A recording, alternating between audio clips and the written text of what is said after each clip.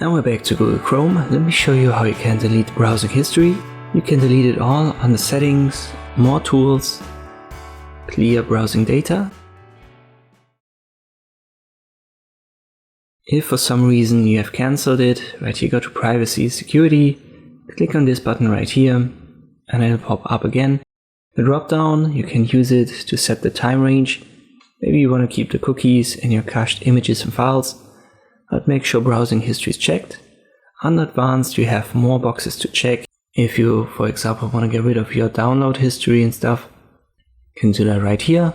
Let me set it to 1 hour and I'll delete it.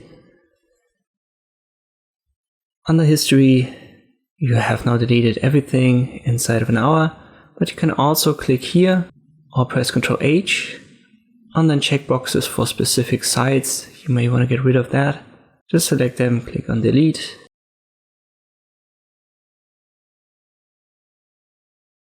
And these specific URLs will be deleted from your history. And this is how you can delete your history in Google Chrome. I hope this video was helpful. Thank you for watching and I'll see you next time.